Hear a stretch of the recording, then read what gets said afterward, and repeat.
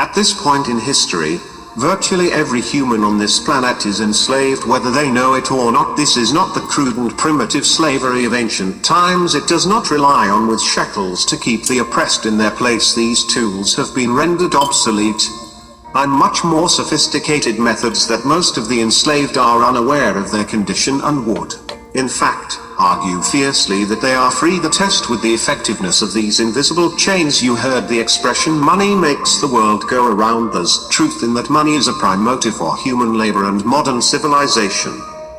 If you want food, shelter, and clothing, you must have money, unless you're part of that tiny minority that has more money than they could ever spend in their lifetime, and you must work, beg, or steal for that money. That's why you get up in the morning, go to work, even if you hate your job, and that's why the specter of unemployment is more terrifying for most people. In the prospectus, many 50 years by performing menial tasks within the confines of the fluorescent cubicle. Of course, in Western countries, some are fortunate enough to pull away from there, bring and not live in fear that their basic needs will be met, at least for now.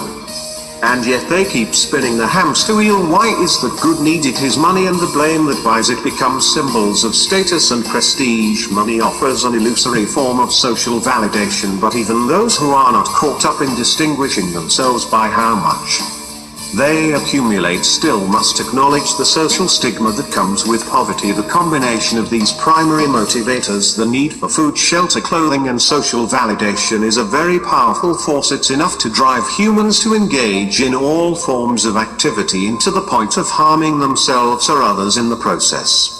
The accumulation of money is, therefore, an accumulation of social and psychological power, and those who control the creation of mind control this power at source. Who controls the creation of mine? In the case of the US dollar, it's not the government. This shouldn't be an earth-shattering revelation. Fact: the Federal Reserve is a private institution owned by a cartel of the world's most powerful banks. Is quickly becoming common knowledge. Even the mainstream media does the night.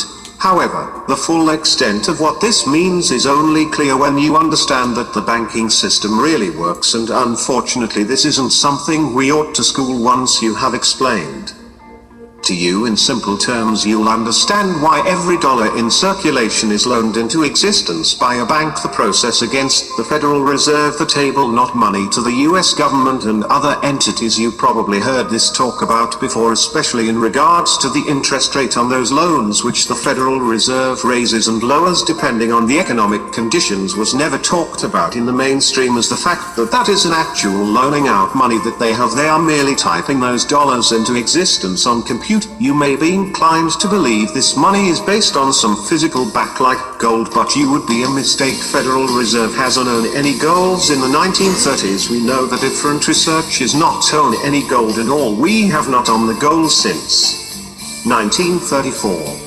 So we have not engaged in any cold spots. From the Federal Reserve loans money to the US government. US government gives the Federal Reserve government bonds and exchange. These bonds are simply written promises to pay back the money that was loaned to them with interest through taxation.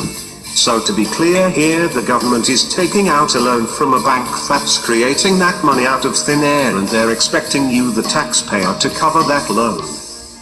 The absurdity of this arrangement is even more obvious when you realize it. Up until 1913, US government created its own money and had no need for a bank to play the part of the middleman. That new money loaned down by the Federal Reserve enters circulation through the banks, accumulates in the banks, any in the veins, and holding all the cards, not necessarily for the reasons you may imagine.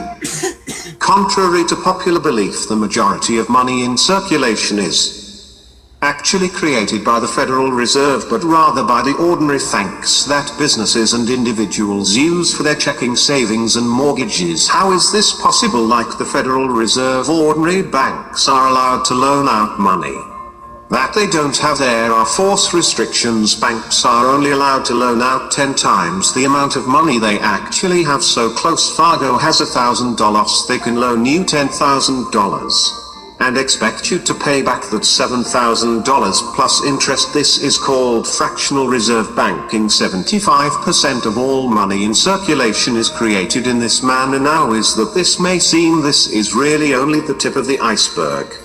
Most banks structure payment plan so that for many years you're playing with nothing but interest, and only start paying down the principal gradually. The results of this strategy is that in most cases you pay far more in interest when you purchase a house than the house itself works. So here's the real question: if all money is created through loans, where does the money come from to pay for the interest? Let's say we reset the system 20 on $1,000 into existence and charge 7% interest.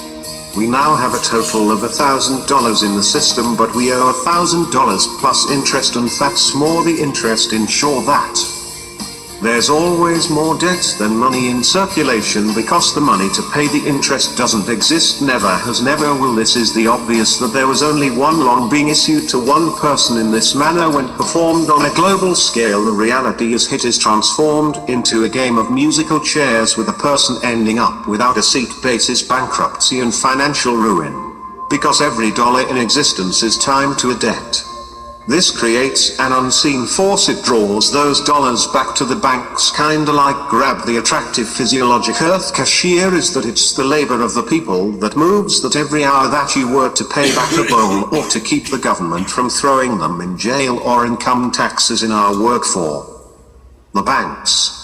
The total receipts from personal income taxes just barely covers the interest on the national debt and even the principal. That all ends up back in the hands of the banks. Remember that bank created that money out of nothing. Once you understand that the money that banks loan out isn't actually an asset, but it's back a piece of legal fiction, it should be clear that you're working for these banks for free. This is a cleverly disguised form of slavery. If you manage to pay your monthly payments, then you are a successful slave, and you're allowed to keep the material comforts to come with that status. But if for some reason you fail to make those monthly payments, and the bank or the IRS comes to take your house, your car, and anything else you have about, and is somehow, even with this enormous financial advantage, they still get themselves into trouble, you the taxpayer, we force bail them out. No matter what the banks went to see, the game is ripped is an understatement. You might be inclined to think that if you live outside the United States and you don't use dollars in this situation has no bearing on your life, that you would be wrong. The dollar's both the world reserve currency and the only current in which follows sold on global markets. This is often referred to as the petrodollar status.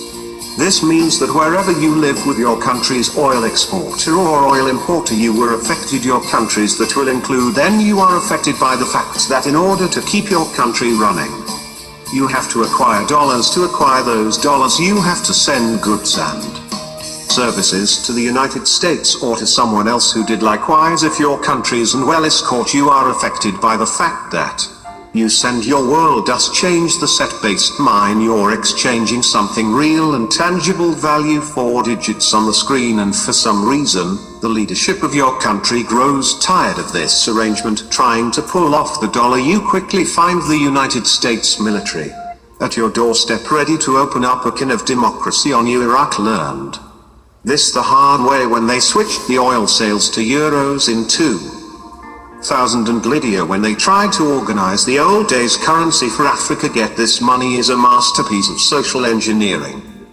the ultimate tool, the ruling elite, yet in reality the whole thing is nothing more than a constructive belief. Our chains of the change of the mind, and the path to freedom was also begin a month, and we want a better future for our children and grandchildren, and we must work right now to reach critical mass awakening. Thank you for your time. We are Anonymous.